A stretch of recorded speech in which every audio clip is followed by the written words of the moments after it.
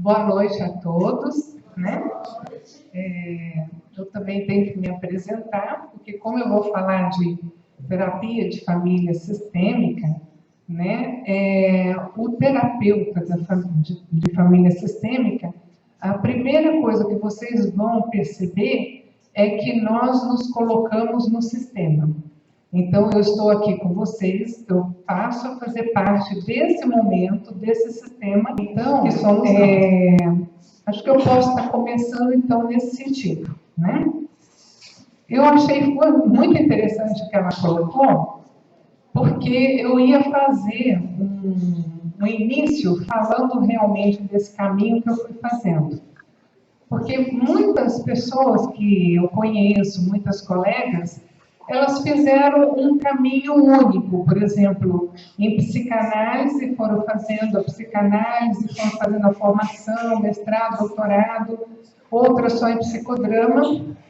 E eu fui fazendo um caminho, que vocês viram, de várias coisas. Por que eu fiz isso? Eu venho do estado de São Paulo, eu sou paulista, né? E quando eu cheguei aqui, aqui estava iniciando o trabalho da psicologia, praticamente. Tinham poucos psicólogos aqui. E eu comecei a trabalhar no hospital e, de repente, eu me vi diante de uma demanda muito grande. Quando eu cheguei aqui, eu já tinha formação em psicodrama, que foi a minha primeira formação, e já estava fazendo, ainda não tinha finalizado, a psicoterapia corporal neo-haitiana. Então, eu fui pensando, vou trabalhar em cima disso, né, porque uma demanda grande de muitas pessoas, comecei a trabalhar com grupos. E, de repente, eu comecei a trabalhar com as famílias dessas pessoas. Então, isso foi me despertando na clínica. Eu queria entender como é que essas famílias funcionavam, o que acontecia. Eu comecei a atender pessoas com dependência de álcool. Então, como é que essa família funciona? E comecei a ler, a descobrir, fui fazer a formação em terapia familiar sistêmica e depois fui fazer, dentro da terapia familiar sistêmica, no finalzinho eu vou falar um pouquinho do construcionismo, fui especializar em construcionismo, porque eu achei, assim, uma abordagem dentro da terapia de família, que é a mais atual, interessantíssima, né? Então, eu fui fazendo esse caminho por função disso. Fui também fazer a formação em psicologia transpessoal, que vê o ser humano num aspecto mais espiritual, não no sentido religioso, mas no sentido mesmo de pessoa no mundo, né? Então, a cada momento eu fui fazendo esse caminho. E por que eu estou contando isso?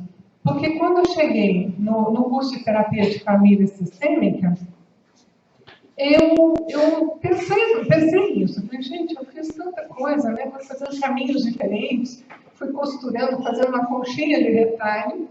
E num dia uma professora colocou que no nosso caminho, e vocês vão fazer esse caminho também, nós vamos caminhando com uma sacolinha do conhecimento, desde a faculdade e depois nas pós. E essa sacolinha do conhecimento vai guardando as inúmeras experiências que nós vamos vivendo, que nós vamos aprendendo, que nós vamos estudando, né?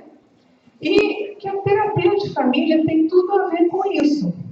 E vocês vão entender o porquê, por isso que eu estou contando essa historinha. Aí eu cheguei para ela depois, pessoalmente, eu falei, olha, você me aliviou, porque eu achei interessante, porque eu sempre me questionei por que eu busquei tantas coisas diferentes. E hoje eu entendi que é um caminho bem sistêmico que eu fiz, né? E que foi muito importante, e é muito importante para mim hoje, como psicoterapeuta, né, na área clínica. De vez em quando eu estou atendendo uma pessoa, busco na minha sacolinha uma dramatização, busco na minha sacolinha um trabalho com arte, porque eu também fiz um trabalho de arte-terapia dentro da psicologia transpessoal. Então, é algo que a gente vai construindo no caminho da gente, né? Então, vamos lá.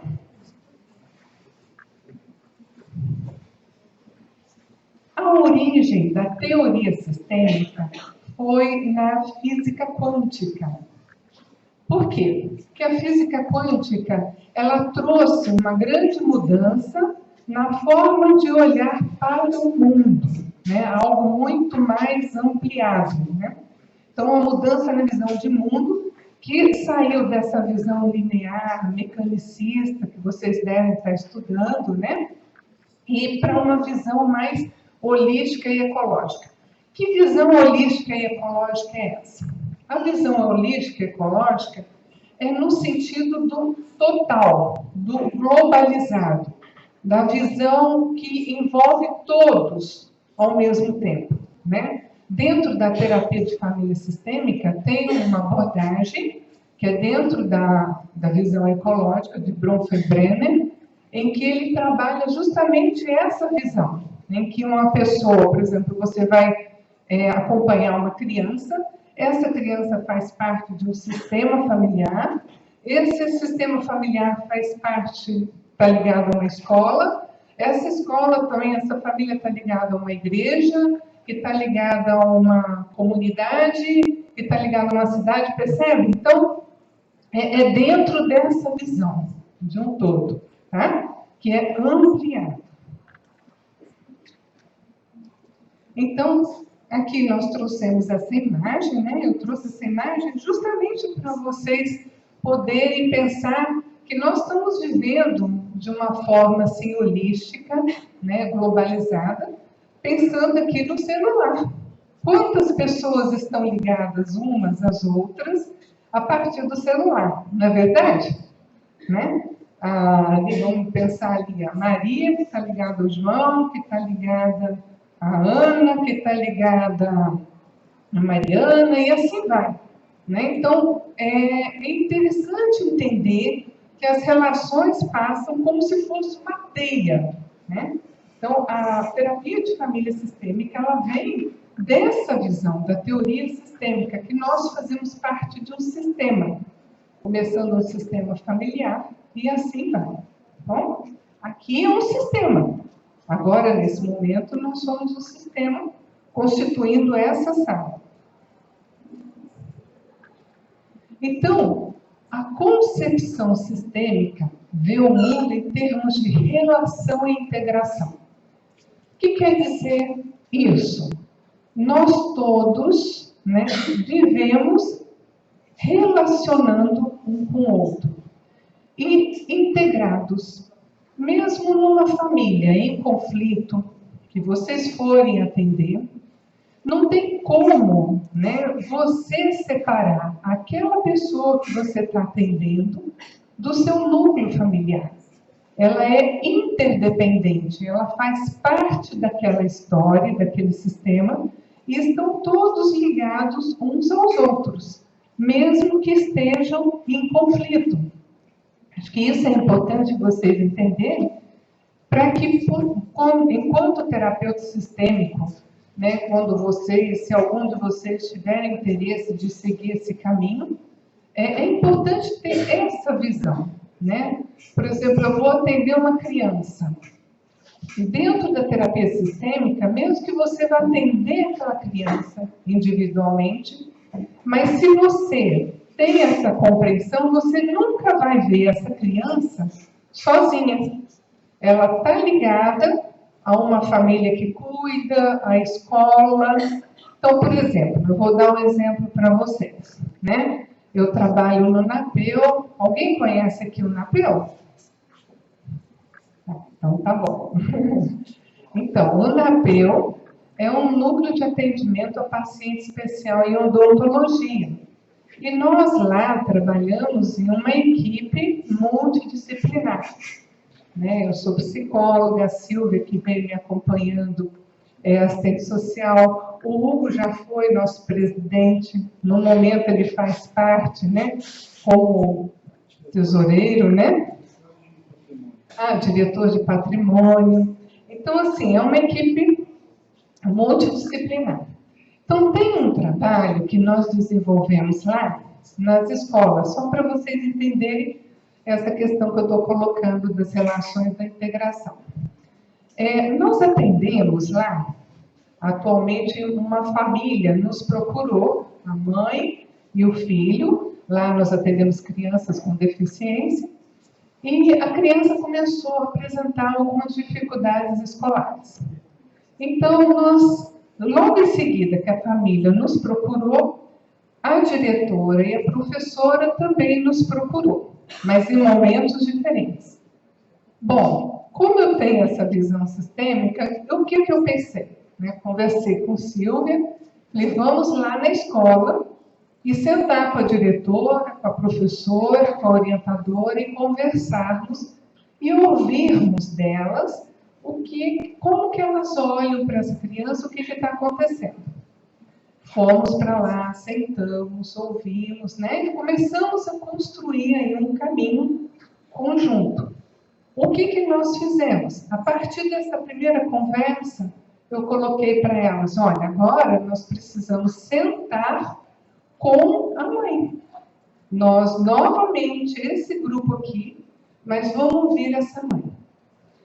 Bom, a teoria sistêmica, quando você tem ela como pensamento, você não tem uma postura de culpabilizar ninguém. É muito interessante. Você não entra como terapeuta pensando assim, isso é culpa da mãe, isso é culpa do pai. Não. É uma postura de construção conjunta para entender aquela criança, mas entender também aquele núcleo familiar, mas entender também aquela escola. Para ver o que você começa a ter um olhar mais ampliado, para você entender o que está acontecendo ali. E é muito interessante, porque quando você tem essa abertura, você começa a construir um novo olhar, inclusive para você. Porque a queixa chega para você de um jeito, e aí você começa a ouvir outro. Essa queixa vai ampliando, e você começa a ver que, peraí, não é esse aqui, é muito mais além, tem outros atores nessa história, Então, agora eu e Silvia vamos novamente, e nesse próximo encontro, lá na escola, vamos participar. Eu, Silvia, a professora, a coordenadora, a diretora, a mãe e as avós, a avó materna e paterna. Porque nós percebemos que seria importante ter também essa conversa com elas. Então, nesse sentido, só para vocês entenderem como que funciona a terapia familiar sistêmica, nesse sentido, na comunidade. Seria dentro do trabalho da psicologia comunitária.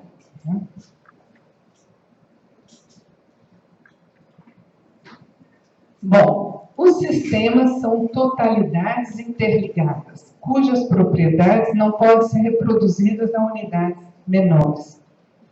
Por quê? Uma família é uma totalidade. Não tem como, quando você tem a visão sistêmica, aquilo que eu coloquei. Eu posso olhar até para a criança, mas ela está inserida dentro da totalidade. Lembra que eu falei do órgão no início? Visão ecológica, Está dando para vocês entenderem o meu raciocínio? Então, você entender que aquela família, ela é uma totalidade, ela tem uma história que foi construída, E todo e qualquer organismo é uma totalidade integrada e, portanto, um sistema vivo. Isso é interessante, a gente entender que se você vai atender uma família, ela pulsa, ela tem uma vida ali, Então, por exemplo, quando você chega com uma postura, e isso vocês vão entender que a terapia de família não chegou a essa postura que eu estou dizendo de um dia para o outro, foi devagar, mas quando você chega com essa postura de abertura, de tentar construir, de não culpabilizar, o que acontece? Você começa a ouvir as pessoas da família. Por exemplo, numa sessão de terapia de família clínica,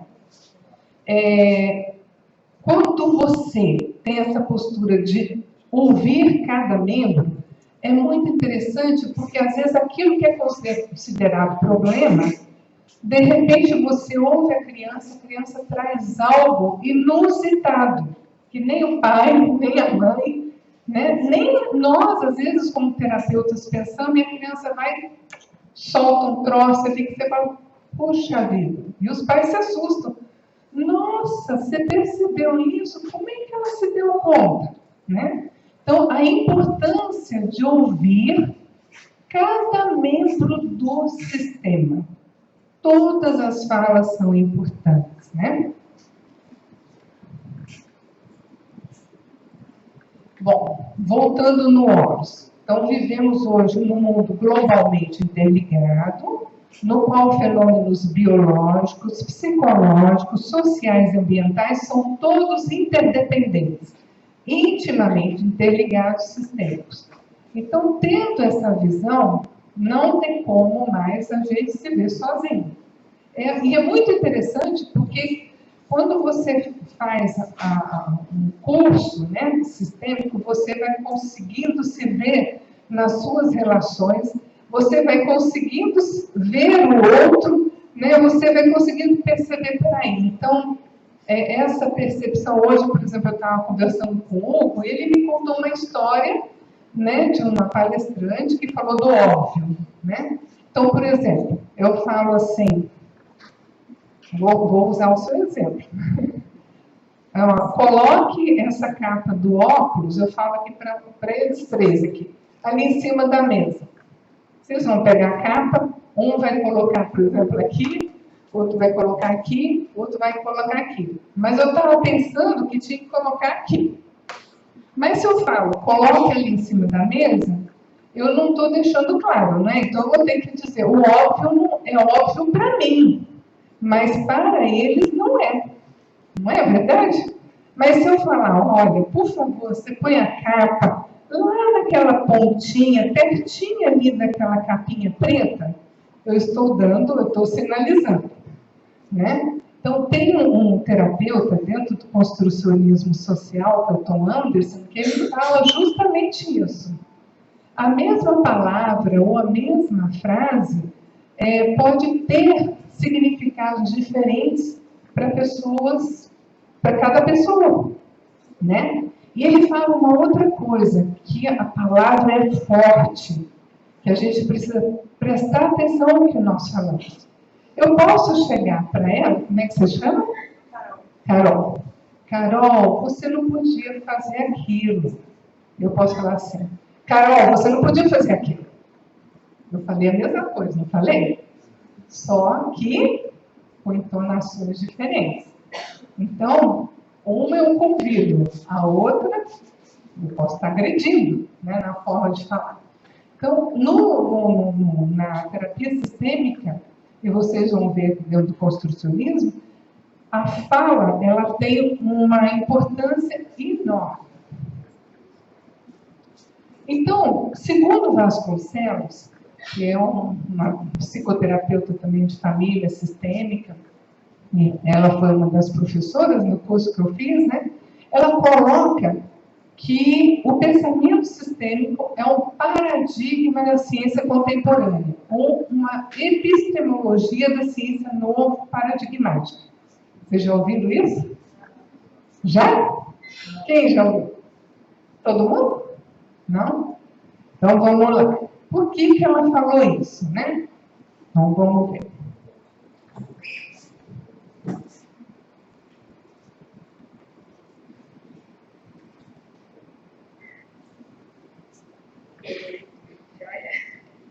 Então, há um tempo atrás eu vivenciei umas coisas religiosas aí.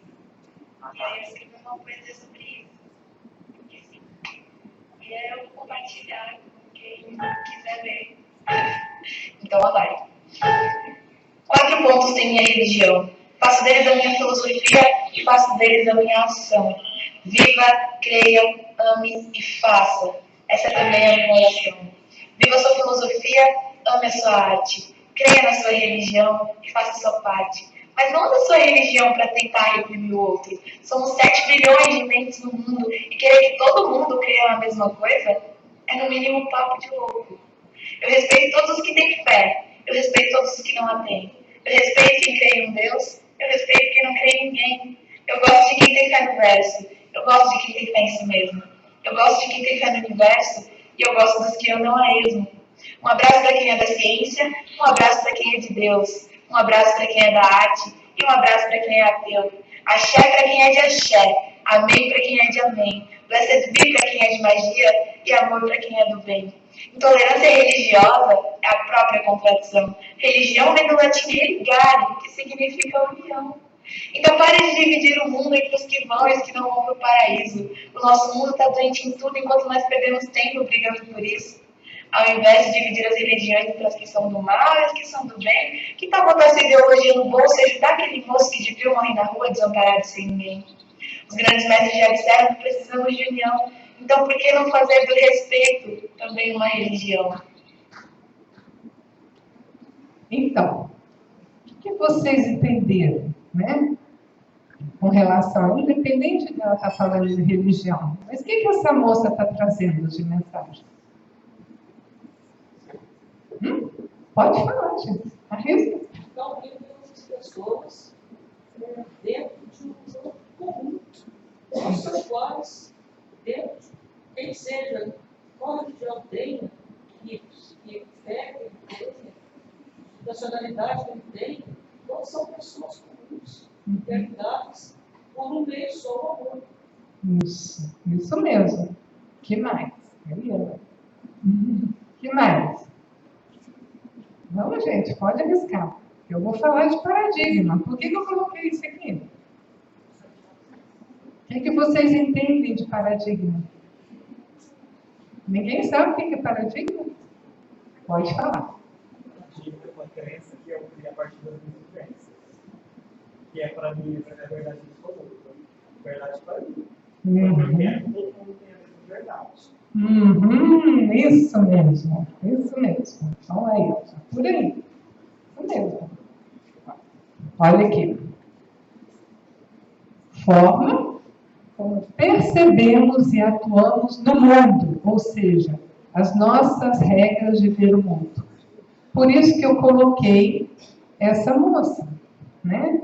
Porque ela está falando realmente do respeito, né? Mas ela está falando de quebra de paradigma, né? Nós vamos falar mais na frente também. Ela está falando de rever paradigmas, porque tudo bem, eu tenho minhas regras de ver o mundo, e essas regras influenciam a minha percepção e minhas ações no mundo, não é verdade?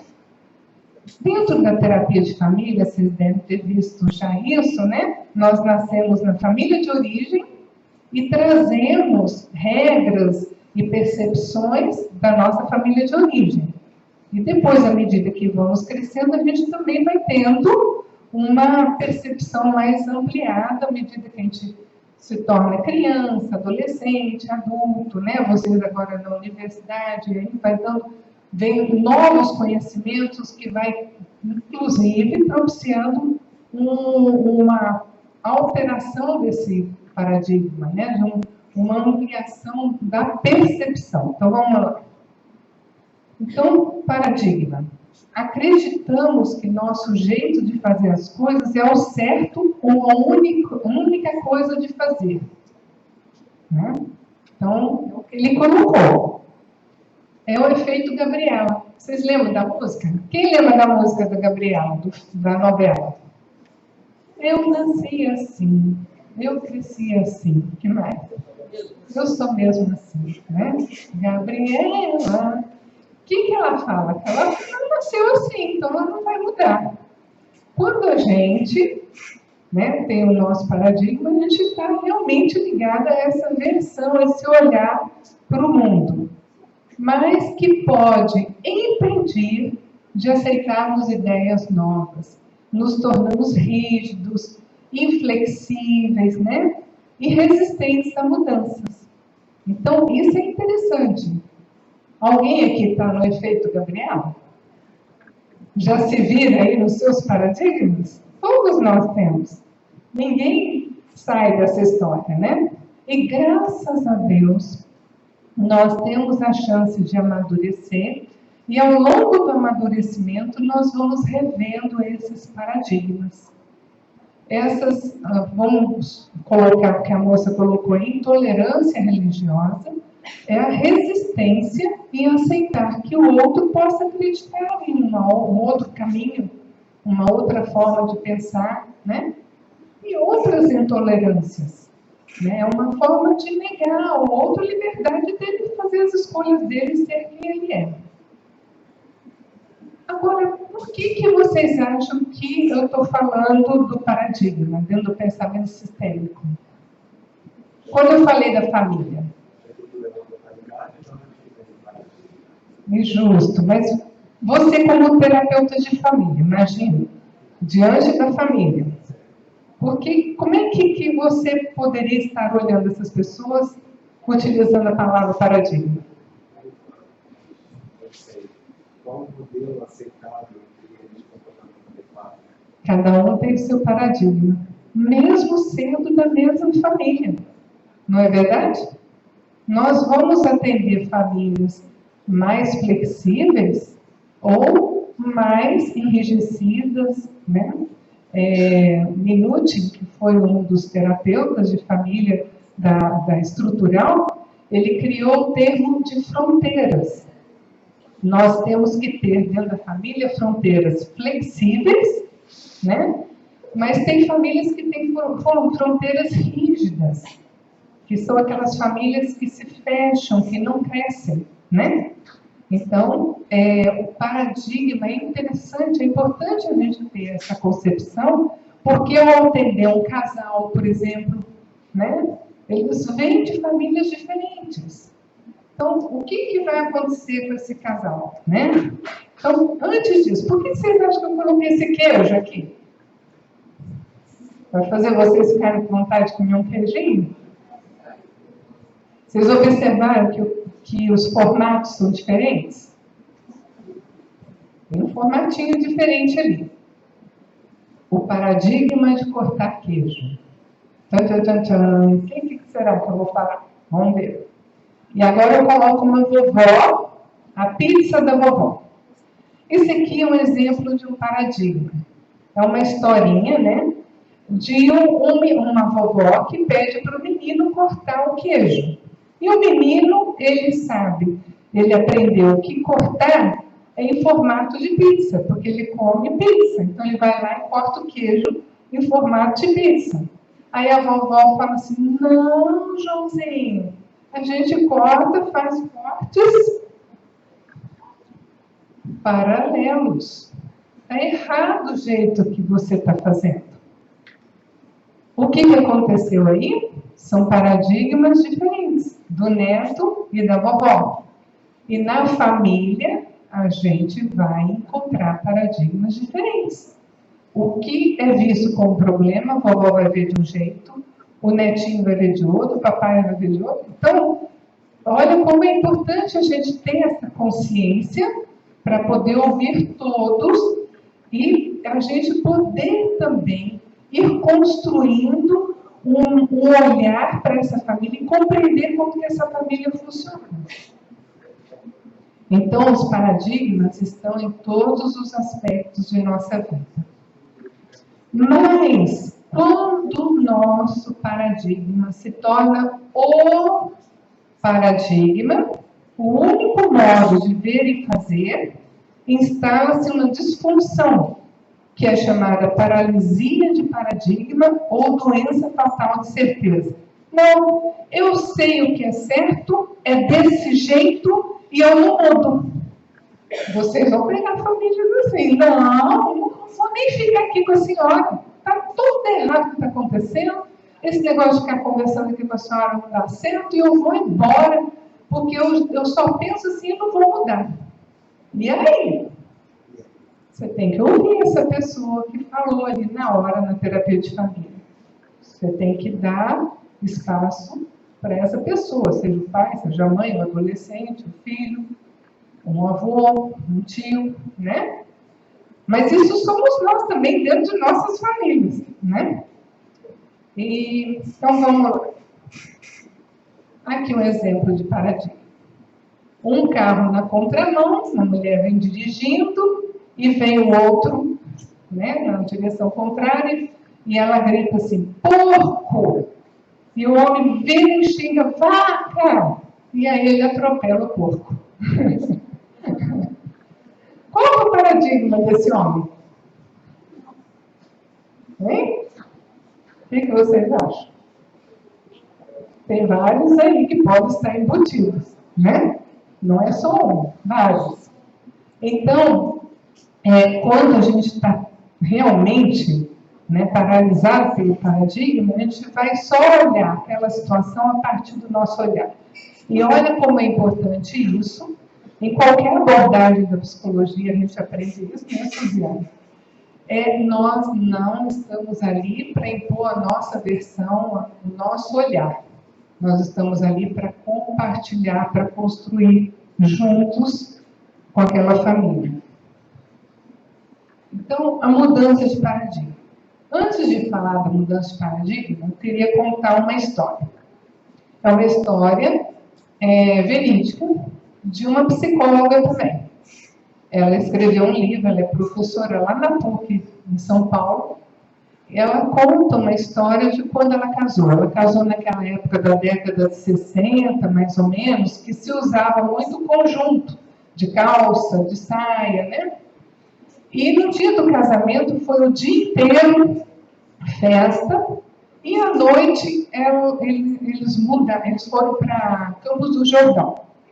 Quando chegou lá em Campos do Jordão, para a lua de mel, o marido colocou a mala dele e colocou a mala dela. Quando ele abriu a mala, ela foi lá ajudá-lo, ela passou mal. Ela teve uma tontura, ele falou, não, é hipoglicemia, né? E tal, porque você não comeu o dia inteiro de festa, você nem comeu direito e tal. Tá, passou. Depois de muito tempo, né? Ela foi fazer psicologia, eu já tinha feito, não sei. Ela foi fazer terapia, foi fazer curso de família e tal, papá. Ela foi entender, o inconsciente dela pregou uma peça nela. Porque na hora que ela abriu as malas, ele era de uma família, ele era filho único. E daquelas famílias bem tradicionais, né? Então, quando ela abriu a mala dele, era aquela mala, parecia que ele tinha viajado. As cuecas, as calças, as blusas, perfeitas, não tinha nada amassado, perfeitinho. E na hora que ela olhou para a mala dela, ela era uma família de origem italiana, e ela tinha um monte de irmãs. Então, o que vocês acham que aconteceu com a mala dela? Elas misturaram os conjuntos, né, fizeram uma bagunça, uma zona, e não arrumaram, não. Então, quando ela olhou a mala dela, aquela bagunça, o que aconteceu aqui? Ela se deu conta do que, gente? Da diferença, né? Então, ela coloca o seguinte, ela trabalha muito com casal. Ela fala que aquele casal que fica tentando enfiar a mão na mala do outro, você tem que arrumar a mala conforme a minha. Não, você vai arrumar conforme a minha. Vão brigar e vão ter crises e conflitos, às vezes, a vida inteira. E quando eles chegam na terapia, geralmente eles chegam assim, né? Então, o que o casal realmente, para conseguir conviver, necessita aprender? Estou usando uma metáfora, mas que fica bem legal para poder entender. Na verdade, o que eu posso aprender com a organização dele? Eu sou desorganizada, vamos supor ela, né? Mas ele é muito organizado. Eu posso aprender um pouco mais a ser organizada? Eu nunca vou ser igual a ele, mas eu vou aprender um pouco mais. Ou então eu sou uma pessoa quieto, mais reservado, ela é mais extrovertida, ela adora passear, mas eu posso também aprender um pouco mais a me relacionar. Vocês percebem? Né? E na terapia é assim. Quando eu fiz um curso de casal, a terapeuta, como aqui nós estamos no meio de alunos, né? Ela conta uma história, ela é uma terapeuta lá em São Paulo, ela conta assim, que chegou uma família procurando ela para terapia. Mas não deles, dos pais.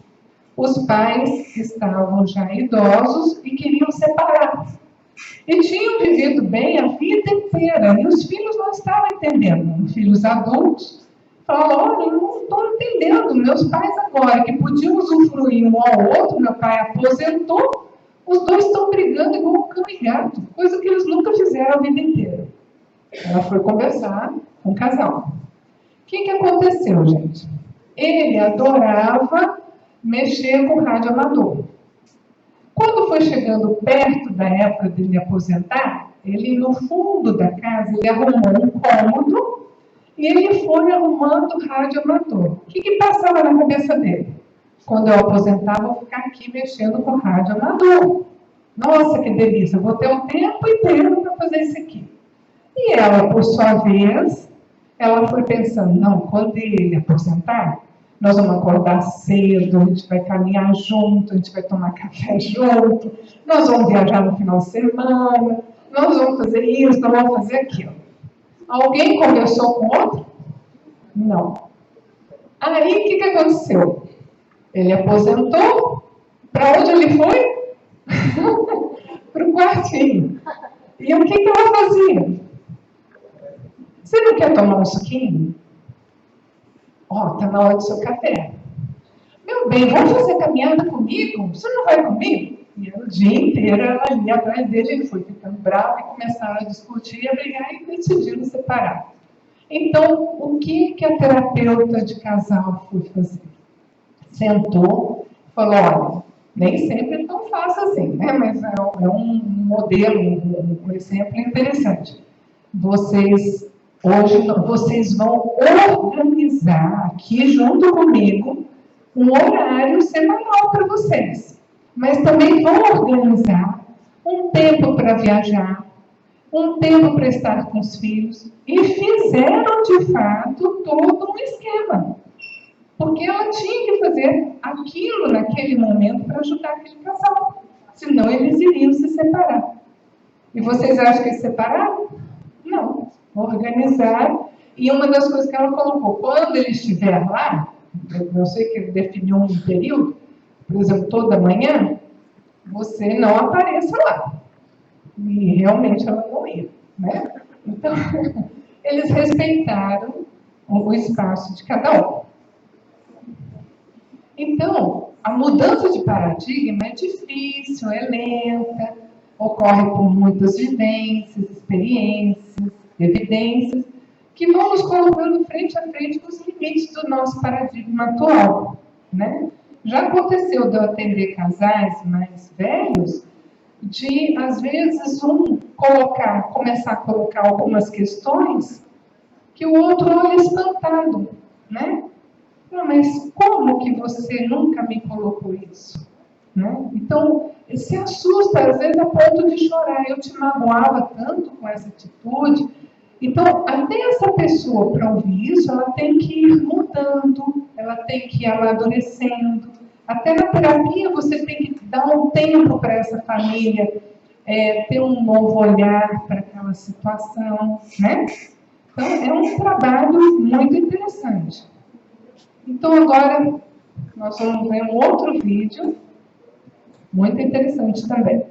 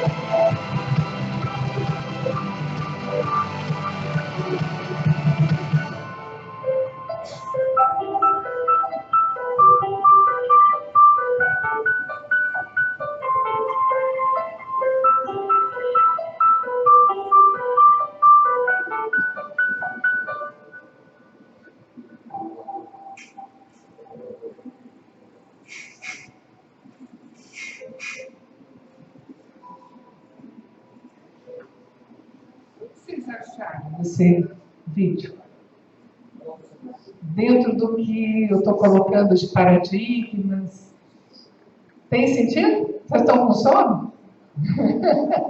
Vamos respirar um pouquinho? Opa! Levanta um pouquinho. Ó, vocês vão despertar um pouquinho. Balança a perna assim um pouquinho, né, gente? Faz assim. E agora nós vamos respirar, ó. Solta os braços.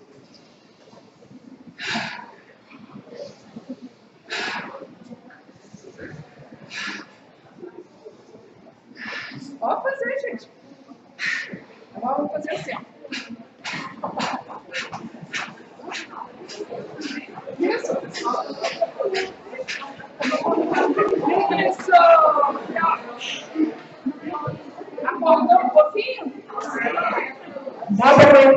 um pouquinho?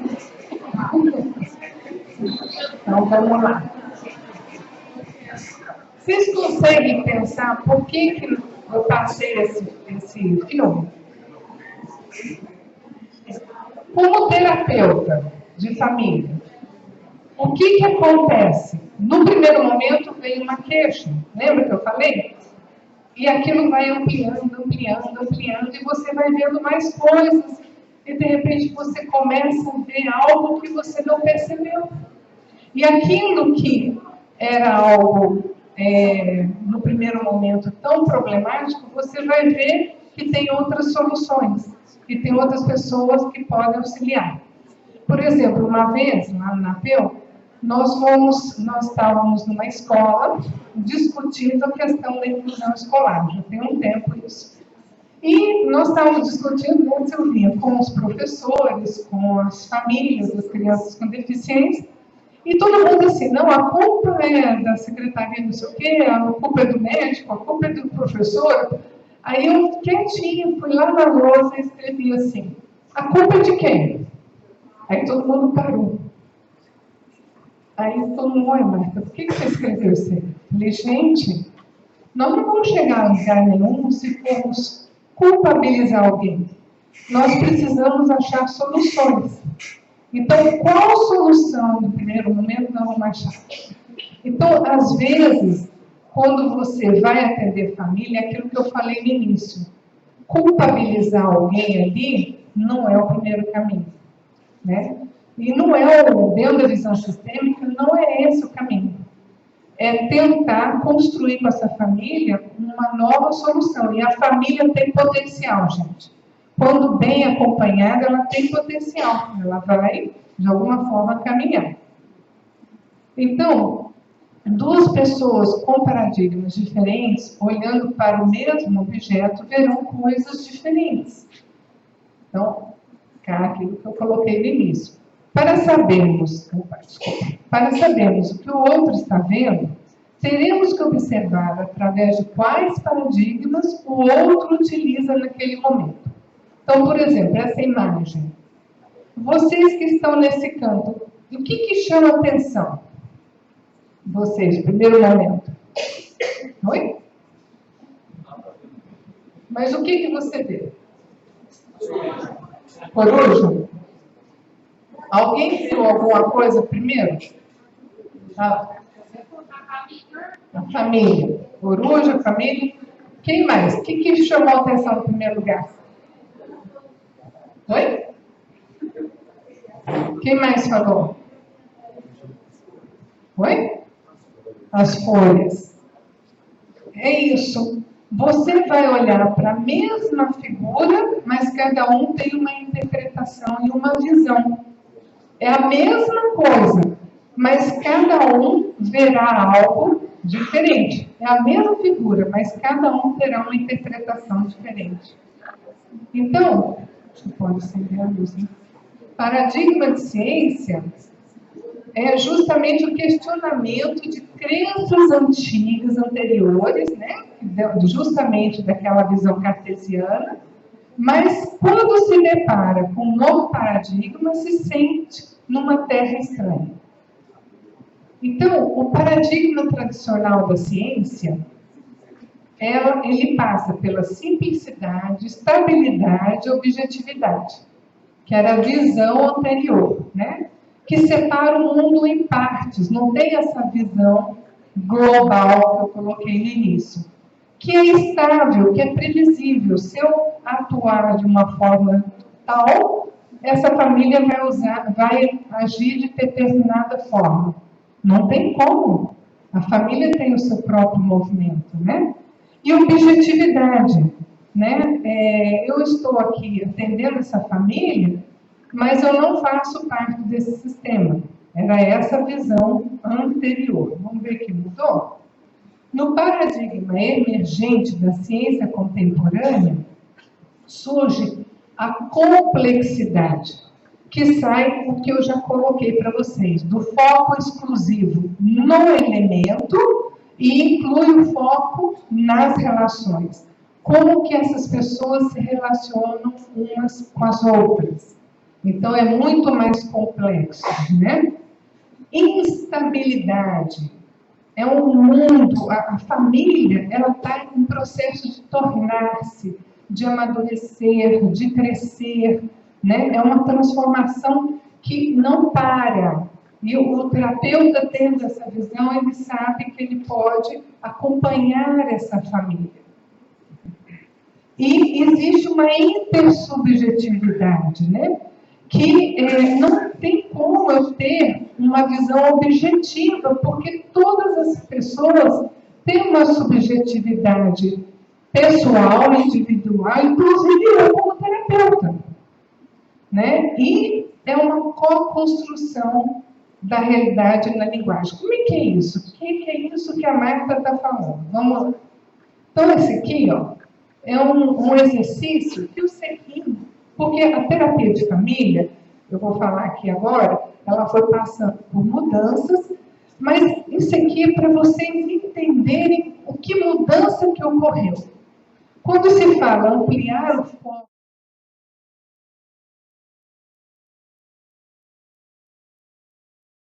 por exemplo, da psicanálise que nasceu do Freud, a terapia de família foi a partir de os primeiros terapeutas, eles eram estratégicos, eles se viam fora do sistema, eles se viam como se eles pudessem mexer no sistema, né? Então eles criavam estratégias para o sistema funcionar, tarefas de casa para aquela família levar para casa, eles se viam como se fosse assim, a família criando jogos, tem uma forma de funcionar a partir de jogos, um jogo do poder, né? Então eles se viam aqui como alguém que poderia entrar na família e utilizar algumas estratégias, algumas técnicas e modificar aquela família. Só que isso foi modificando. Eles começaram a perceber que não dava certo, começaram a se ver dentro da família, né? E as coisas foram mudando. Então, uma das primeiras coisas foi do intrapsíquico para o interrelacional. E, por último, a mudança das teorias clínicas, que é do indivíduo para os sistemas humanos. Isso é importante também. E o estudo da cibernética. A cibernética foi muito importante, né, para a terapia de família. E eles utilizam, os teóricos, o termo cibernética. E ela passou por duas fases. A cibernética de primeira ordem, que se dividiu em primeira cibernética e segunda cibernética. É muito diferente, né? E a cibernética de segunda ordem. Então, a primeira cibernética. O que aconteceu na primeira cibernética que está dentro da primeira ordem? Os sistemas funcionam com uma meta, então eles iam atender a família, tinham um objetivo, essa família tem que atender aquele objetivo, né? Então, eles têm, o sintoma não é uma forma de mudança, é algo ruim, nós temos que mudar esse sintoma que essa família chega aqui. Esse foi o primeiro momento da terapia de família, tá, gente? E o terapeuta era diretivo, ele trazia técnicas, o que eu acabei de falar. A segunda cibernética, que já é um outro momento, já começa a amadurecer, começa a ter um novo olhar, o sintoma já não é o foco. Começa a não ficar prestando mais atenção tanto assim no sintoma e começa a prestar atenção nas relações. Então, começa a ver o problema, não o que surgiu no início, que existia o PI, que é o paciente identificado, né, começa a não olhar para o paciente identificado, que seria o filho, ou o adolescente, o pai, mas começa a ver que aquele problema passa por todos da família, né? Então, o sintoma começa a ter um olhar diferente para o sintoma. Então, a permanência ou surgimento do sintoma, desculpa, gente, faltou aí sintoma, como forma de mudança. Então, o sintoma passa a ser algo que eu posso trabalhar para entender essa família e ajudar essa família a modificar. E o que no primeiro momento que eu falei, eles viam o modelo resistente, o modelo que não mudava, que ficava paralisado, eles já começam a ter um outro olhar. Peraí, não é tão resistente assim. A família pode mudar, a família pode transformar. Vocês percebem como as coisas foram modificando? Eu ia trazer as escolas, mas eu achei que era muita coisa para um primeiro momento, acho muita coisa para vocês. Eu queria que vocês entendessem esse movimento que foi acontecendo na terapia de família e principalmente o pensamento sistêmico. Porque se vocês não entenderem o que é o pensamento sistêmico, vocês não vão entender o que é a terapia de família sistêmica. Está claro para vocês? Tá? Então vamos lá. E ainda na cibernética de segunda ordem, que é a primeira cibernética, né? Os problemas não estão nas famílias, mas como essas pessoas constroem a sua realidade, né? A sua relação. Ah, não, desculpa, esse já é o segundo momento. A gente já começa a ter um outro olhar para a família, né? Como que essa família olha para o problema? Como que ela construiu isso que é visto como problema, essa dificuldade?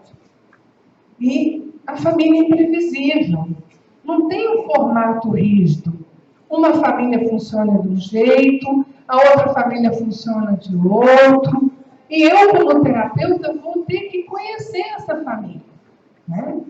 Então, é um sistema organizado, auto-organizado, organizado, que tem suas próprias leis. E no momento que eu passo a atender, eu passo a fazer parte também desse movimento que a família faz.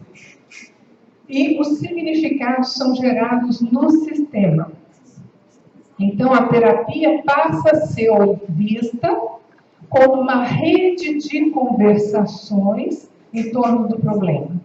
Então, nós estamos aqui para conversar sobre o que vocês estão vivenciando, o que está sendo difícil para vocês. Percebe como modificou a postura do terapeuta e a forma de se olhar para a família, a forma de lidar com a família? Dá para vocês perceberem as mudanças? Né? O terapeuta, ele é ativo, mas ele não é diretivo. Ele não interfere da forma como interferia antes. E ele está ali como um dos teóricos, né, dessa segunda fase. Ele fala que o terapeuta é um arquiteto do diálogo. Eu acho super bonito isso, né?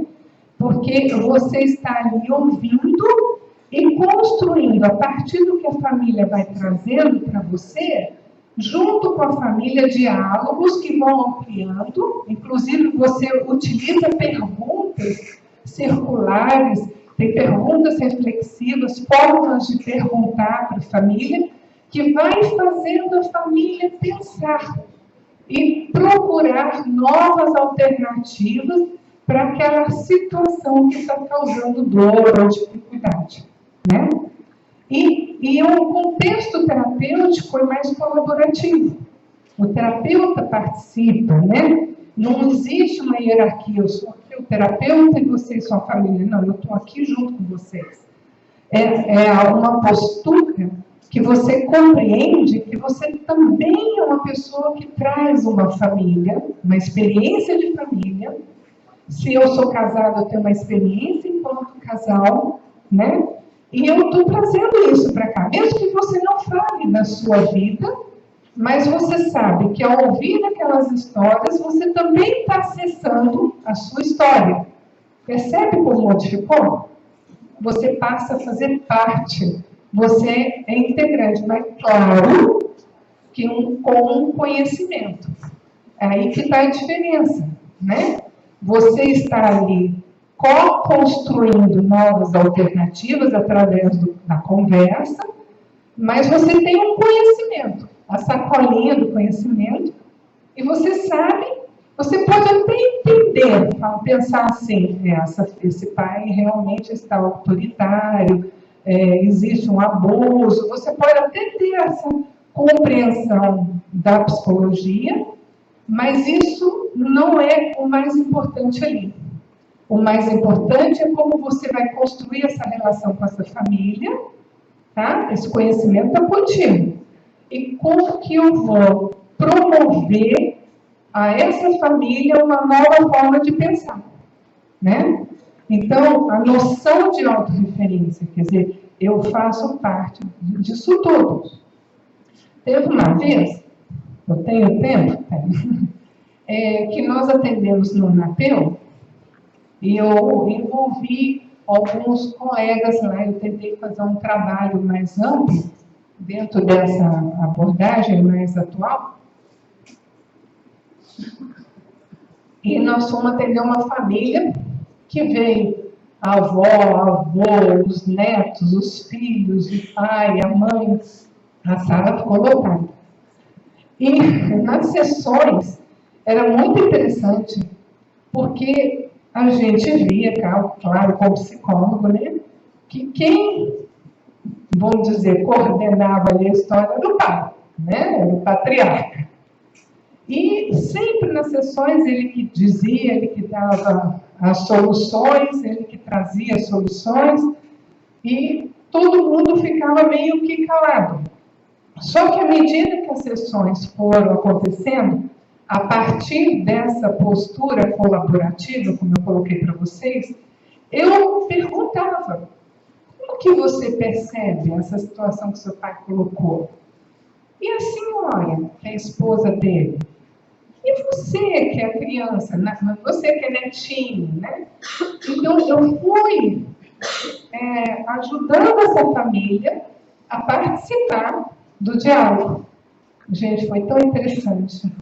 Porque a vovó, né, que era mãe, que provavelmente ela aprendeu, ela trouxe uma visão, qual é o paradigma dela? Provavelmente, a mulher tem que ser passiva, não se posiciona, e o paradigma dele era mesmo o homem que cuida, o homem que resolve. Essa senhorinha começou a falar timidamente, soltou um dia uma coisinha. Eu falei, é mesmo, a senhora percebe sim? Não, e olhou para ele.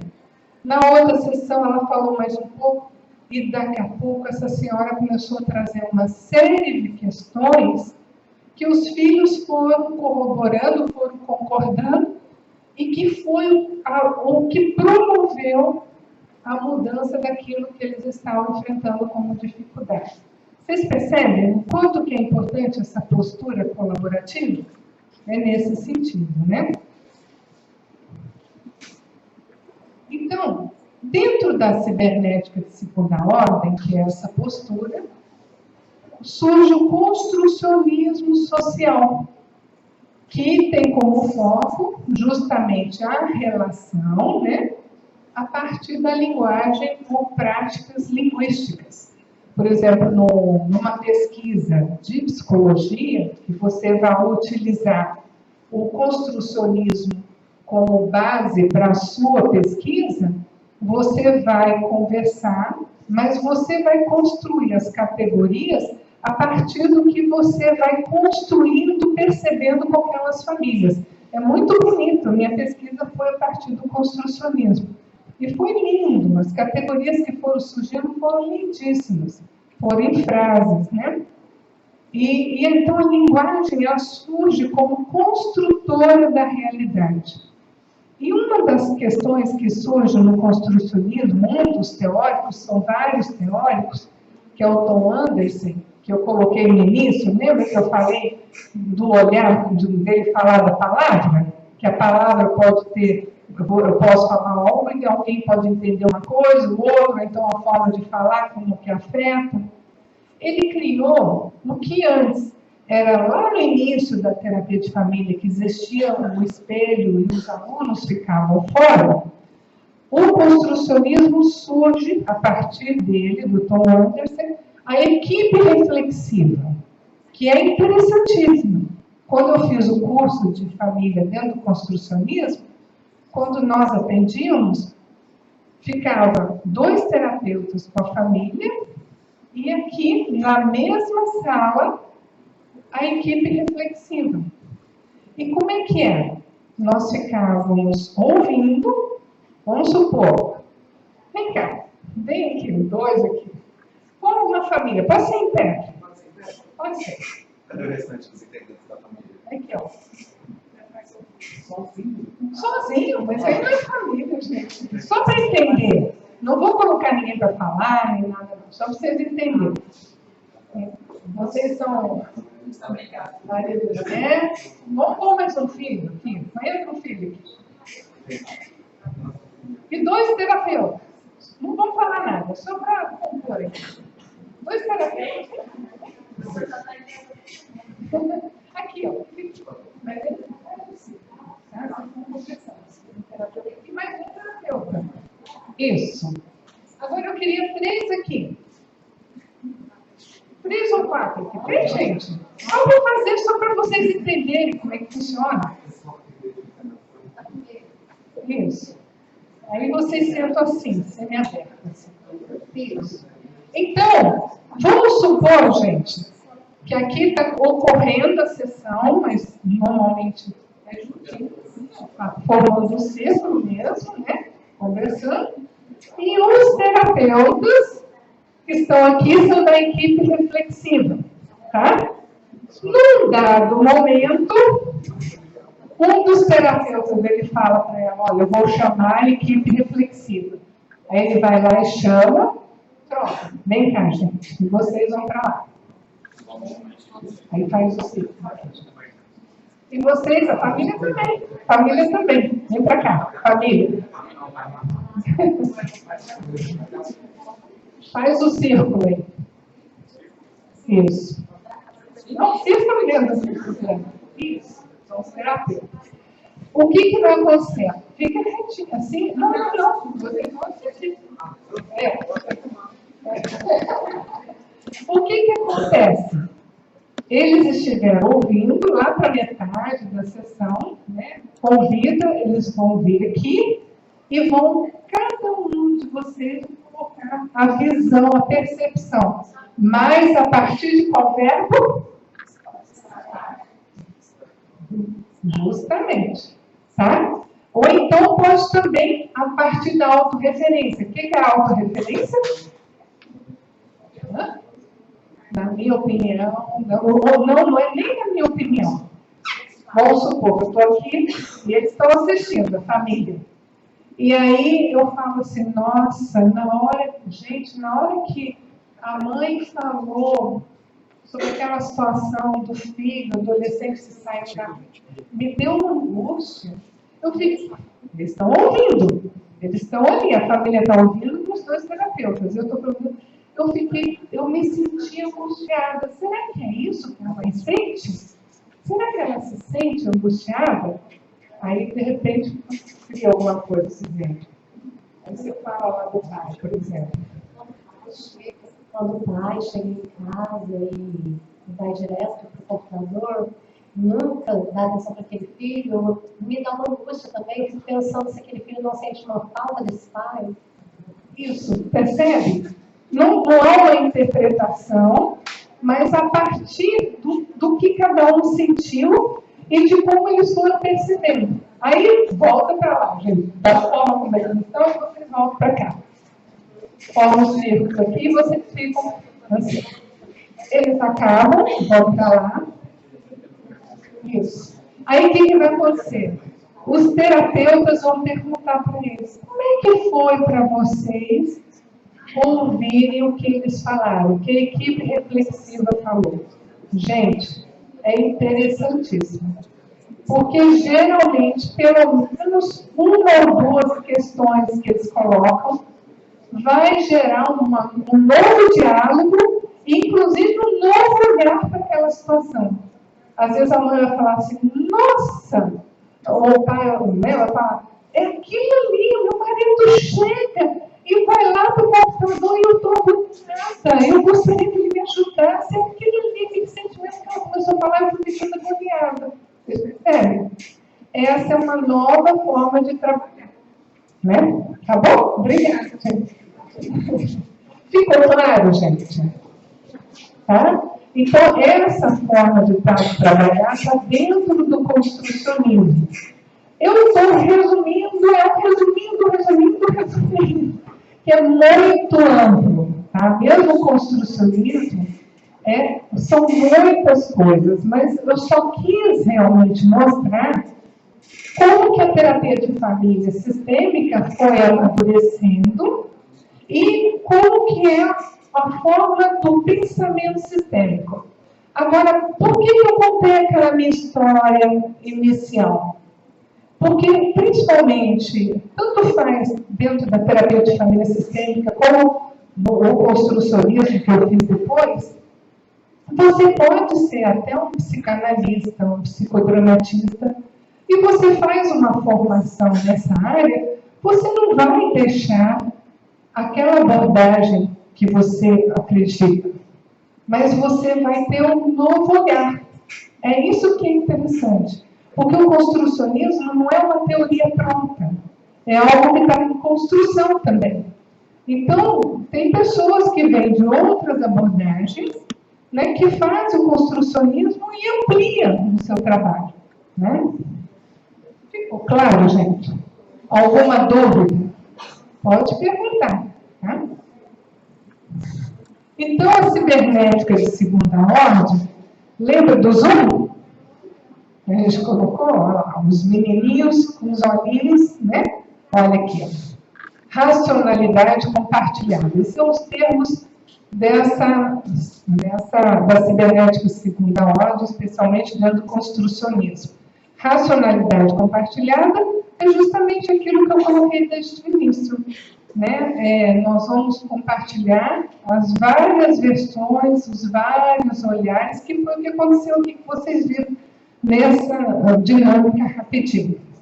Se desse tempo, a gente até podia fazer uma sessão, mas aqui não dá tempo, né? Podia criar uma coisa assim. Dá não, que demora um pouquinho. Mas pode, às vezes, no momento.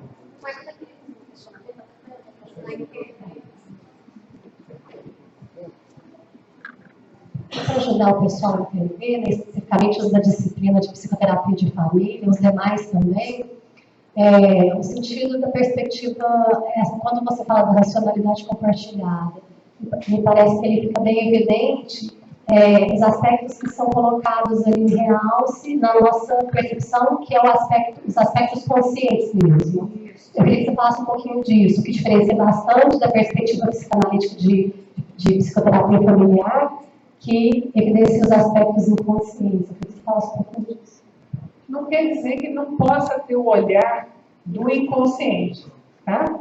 Mas aqui, o mais importante, quando fala da racionalidade compartilhada, é como essa forma de olhar para o problema é vista por essa família. Né? Como que as versões de cada um, no diálogo, pode promover uma mudança. Não quer dizer, em nenhum momento, né, deixa de valorizar a questão do inconsciente. Mas o que é o mais importante agora? É como isso, a partir da relação aqui, a partir do diálogo, a partir da linguagem, nós podemos construir uma nova solução. É por aí. Ficou claro, Suziane? É isso aqui, né? É uma construção social. Nesse sentido, o que eles estão colocando é que nós trazemos vivências que fazem parte também de outros momentos da nossa vida. Né? Então, tudo que, por exemplo, vamos pensar num paradigma da própria religião, vamos usar lá da mocinha, né? Você vai atender uma família que tem um filho que se tornou budista, e são todos católicos. Oi? E aí, de repente, o que vai acontecer? Naquela família, tem uma visão social de que a forma deles funcionarem é a partir do catolicismo. E aquele filho vem e traz assim, não, mas a gente pode funcionar também de um outro jeito. Então, é uma construção que vem a partir de uma história, né? Às vezes uma comunidade, eu estou tentando lembrar de um filme, não sei se chama Aldeia, Vocês lembram? Alguém assistiu um filme que as pessoas se isolam numa aldeia e vivem ali como se fosse uma outra realidade, inclusive com roupas antigas. Vocês assistiram esse filme? É a aldeia que chama? Aí no final, você descobre que na verdade era um momento atual, que tinha uma pessoa que se vestia como se fosse um bicho, não é? Para ninguém sair da aldeia, né? Então, ali foi construída uma única visão. Sair daqui é perigoso, percebe? Aí quando alguém fala assim, não, mas eu quero sair, ele está modificando essa visão. Então, a linguagem é vista como ação social, como constituindo o nosso mundo. Eu posso mudar essa linguagem, eu posso mudar esse olhar, né? Eu posso mudar através da conversa, através do diálogo, um novo olhar. Vamos pensar naquela senhora que não falava e de repente ela passa a falar e passa a dar opiniões. Ela está trazendo uma visão nova àquela família e construindo aquela família de uma outra forma. De uma outra forma. Percebe? A partir da fala dela. Ela que nunca falou. Aquela família funcionou daquele jeito até aquela época. Mas aquela forma de funcionar não cabia mais. E ela foi se dando conta que a palavra dela era importante. Então, ela começa a falar. É nesse sentido, Suziane, a palavra, a linguagem é vista dentro do construcionismo como construtora. Então, a forma como as pessoas vão vendo aquilo que é problema e como que vão podendo construir uma nova forma de olhar.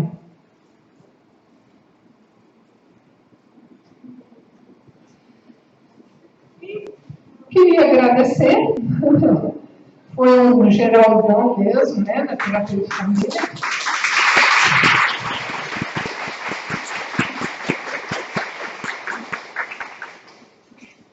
Muito obrigada, gente. Muito bacana. Alguma dúvida, alguma pergunta? Tá bom? Obrigada.